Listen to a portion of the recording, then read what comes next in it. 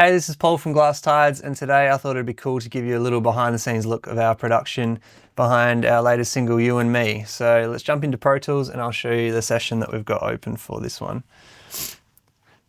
I'll kick it off by jumping into the chorus. So this was recorded all by ourselves in this home studio in the room we're in right now. Pretty much everything's kind of done almost in the box, except for vocals and guitars. Vocals is done in this room also just through a Manly cardioid reference microphone into a TG2 Chandler preamp, and then that's coming straight in here. Guitars are just DI and everything's run through Neural DSP guitar plugins. Drums are MIDI, bass is MIDI. So I'll just kind of break that down for you, but I'll kick it off with the chorus and I'll kind of show you how I stack things and how I like to put things together in the sessions. It's not you, it's me, thinking how we could have been. Tell me what you want, I can't. So with the chorus, I'll jump into the vocals because I like to kind of stack things. Usually I'll have a main vocal that does, that's the one you're predominantly hearing. Everything else to that is kind of accessory and is usually panned hard left and hard right. So they're just filling up the space, making those vocals thicker and thicker, and then adding harmonies and low octaves and stuff like that, which are all thickening it up. So with the main vocal, there's a little bit of processing, not like a major amount, but it's not you, it's me, thinking how we could have been. Tell me what you want.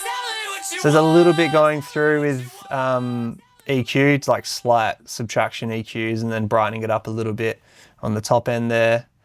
Gain reduction is doing probably most of the heavy lifting here. Joey Sturgis plugin, which is just the best thing ever. So literally I'll bypass this and then play it and you'll just hear how much compression that's adding, and it's basically just bringing it right into your face.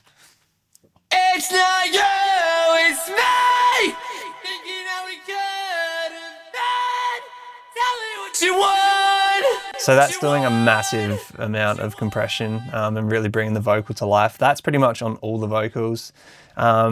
After that, another little EQ, nothing major here, only small minor moves, just some problem areas that came up after that compression. And then into a de-esser, which is super simple, just a stock plugin. Found the frequency that I didn't really like the S of, and then I've ducked that out. Micro shift, this is kind of a doubling tool that I use. It's not a lot on this one, but it's just to thicken up that main vocal. I'll play it with and without it. It's not you, it's me, thinking how we could have been. Tell me what you want.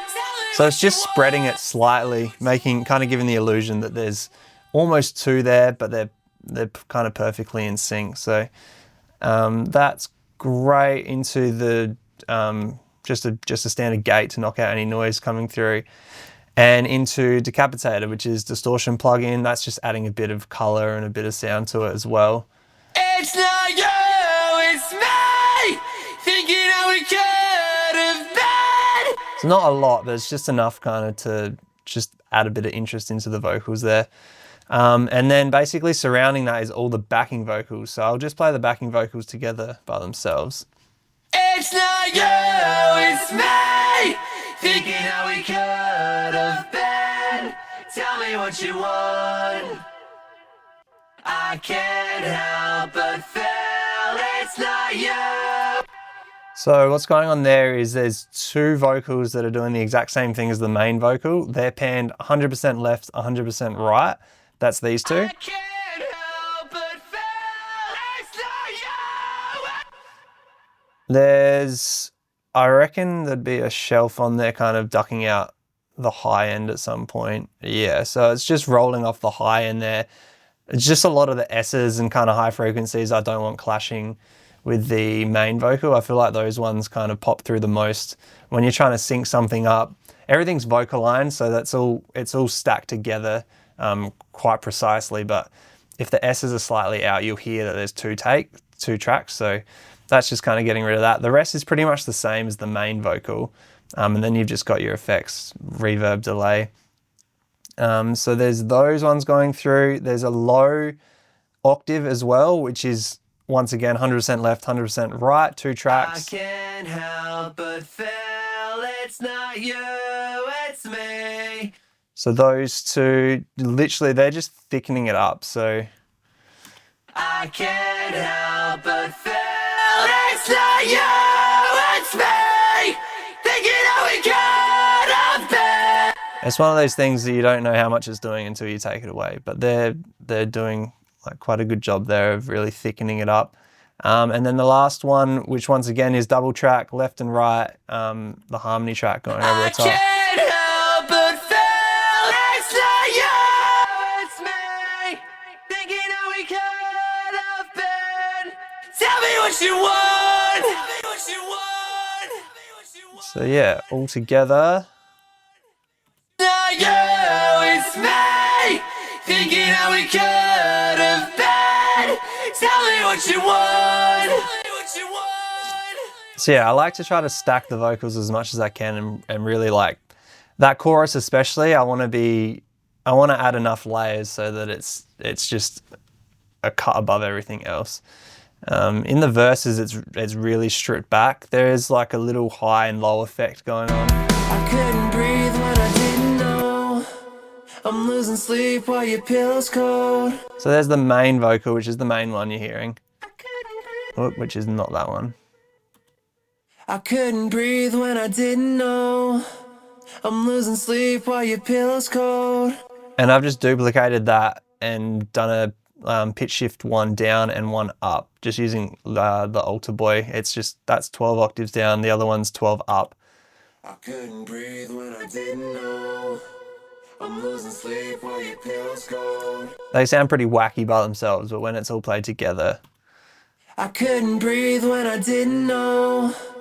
I'm losing sleep while your pillow's cold. I wasn't scared that you let me go. All I wanted was to know. Wasn't what I said. And then that second half of the verse there, I've just added a high in over the top. Wasn't what I said. It's like a pretty yelly, screamy part, but they're all kind of melded together. You let me think that you understand. Did you know that you stopped me feeling? It's not. So yeah, with the vocals, pretty straightforward, but besides that main vocal, everything else is kind of panned hard to the sides. I'm trying to spread it out and thicken it up as much as I can. The guitars next, there's not a heap of guitars. The chorus has your rhythm guitars, which once again pan left and right. The plugins got a bit mixed up. I was using a Mac before and I switched over to a PC just a couple weeks ago, and nothing's synced up perfectly with the plugins when I reopened Pro Tools and installed everything. So a few of these aren't the exact sounds, but it's quite close.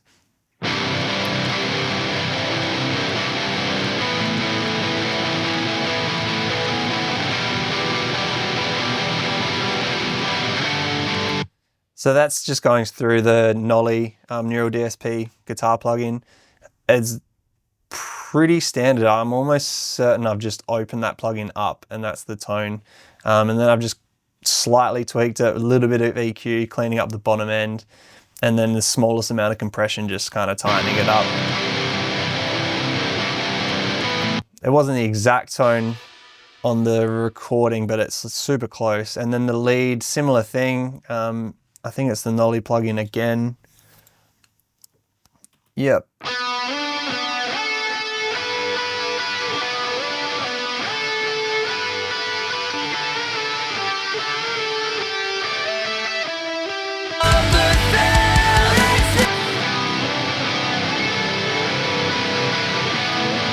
Together, those guitar parts though really thicken it up and sound quite big. So there wasn't need for. Sometimes I'll add octaves on top of that as well, but there just wasn't a need for it in this song. So the guitars are super simple. In the verses, there's a bit of clean action going on.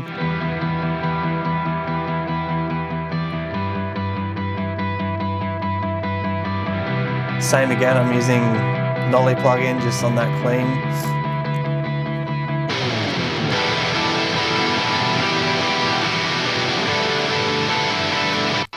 Those guitars are just so thick that it's just literally filling up everything as soon as they come in, those distortion guitars. So yeah, guitars are quite straightforward in this song. There's nothing too much happening. There's a few cleans and a few like pretty little things in the verses. All the thick stuff and leads in the chorus bridges. It's just those two guitar lines though. The drums are all MIDI, so everything is tabbed out on here.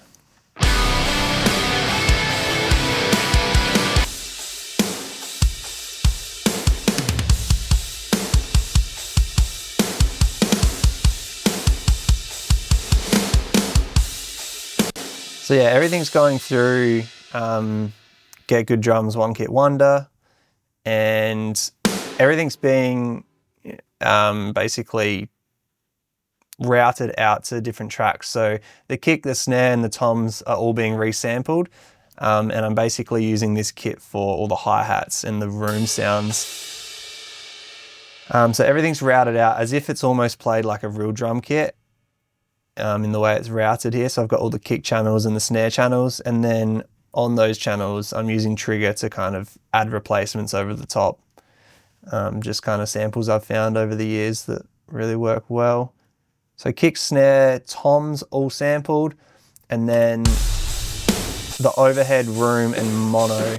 Overhead rooms and monos are coming in from that One Kit Wonder kit. That's making a huge difference, those rooms. If you can find a MIDI drum kit with good room sounds, that'll change the entire vibe of the kit and make it sound more realistic. So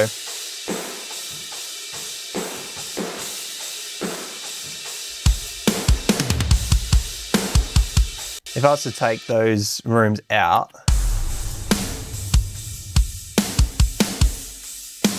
it sounds fake as all hell, but as soon as you add those rooms in and kind of blend them nicely,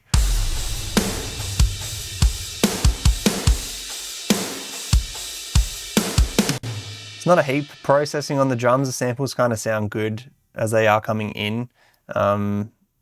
It's almost no EQ on that kick drum. The snare drum, slight bit of EQ.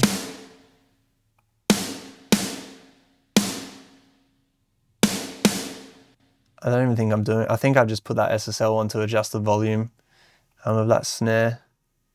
Same with that one, a little bit of top end, but yeah, that's pretty much just the samples coming through, and then they're getting routed to a drum parallel compression as well, which is just a 76 there, which is just kind of smacking them in. If I turn that on and off, that's with the on, that's with the off. So it's just kind of making them hit a little bit harder and punching through a bit more. And then everything else is running into, yeah, a little bit of reverb, and smash and grab. That's kind of doing a parallel compression. So I've only got the mix on 15% there. All the drums are being routed to that channel.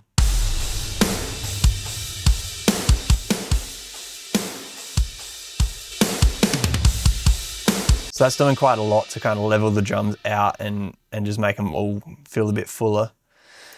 And bass as well is MIDI. So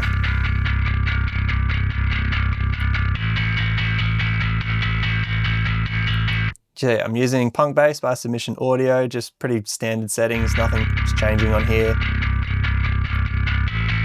And then a bass overdrive, just like a Sans amp plugin going over the top of it, which is giving it that grit. If I turn it on and off, you'll be able to hear.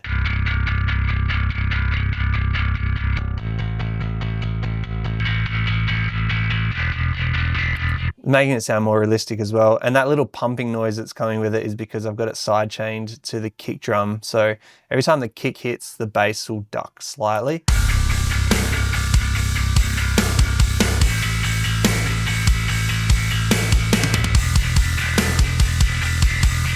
Just to make that kick punch a bit harder when it comes through, and so it's not clashing as much with the bass drum, with the bass, sorry. And apart from that, everything else in the song, there's only a few little effects. I added a few samples here and there, like snare bombs and reverses and big hits when the choruses come in, or extra crash hits just to kind of accent those points. But apart, oh, and the tambourine. I bought Superior Drummer, which is not a cheap plugin. Oh, now I can't find anything. But I literally only use it for the tambourine. But this thing's the best. You can just sample the tambourine in and it sounds nice over the choruses.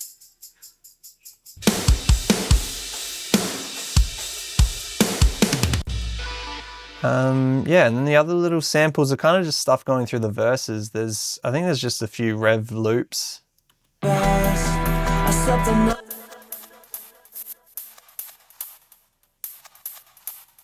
Yeah, just some rev loops that I found. It's a little plug-in through Contacts player that I don't know, just use every now and then. But yeah, that sound with the hi-hats was cool. I think there's a cooler one here as well.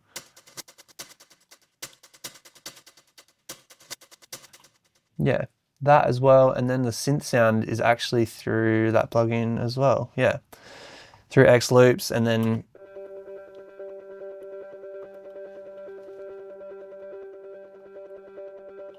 just a little bit of tweaking, the Alter Boy. Yeah, right, so that's what it used to sound like. And it's just been pitched down to the next octave. I walked away when I could have said I wanted more, but Oh, and there's a sub bass as well. I think that's using Omnisphere or Trillion.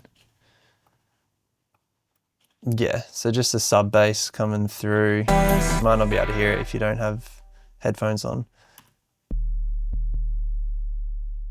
And then there's just a little beady kick, which is kind of giving it like just the starts and to let you know it's there.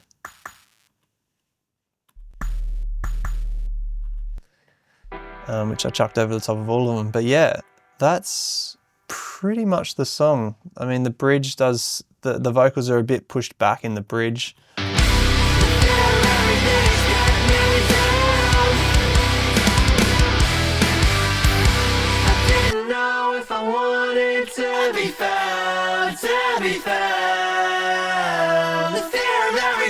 I think I did some falsettos in there as well.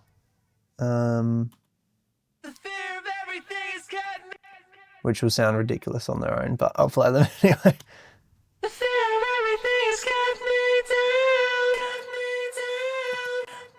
Yeah, so I'll do that every now and then, add those little falsetto highs in the back, and it just kind of almost brightens it up, or it gives it just like a bit of an airy feel.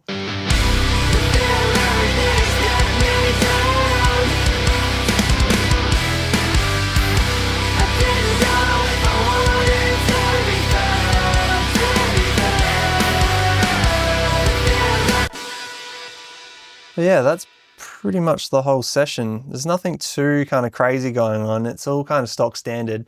I guess the interesting parts are like using MIDI bass and MIDI drums, but I've been doing that for pretty much forever on all Glass Tide stuff. So that's just kind of how we roll and how we do the recordings, and that's what makes it easiest for us to kind of keep getting music out. The mastering side of things, that got done by Rogue Planet Mastering, which made a huge difference on these tracks. I was sitting on mixes for a while and I could never get them sounding right, and I'd remix and remix and remix, and I was thinking that I was doing something wrong. But as soon as you get like a new set of fresh ears on your mix and you get that mastering, it kind of brings it up to the level of what you're hearing on Spotify and all those sort of platforms. But yeah, that is our breakdown for you and me. Hope you guys enjoy. If you have any questions or if you like the video, please drop a comment below and let us know if you want to hear anything next time, or you want me to break anything down specifically. But yeah, thanks for tuning in.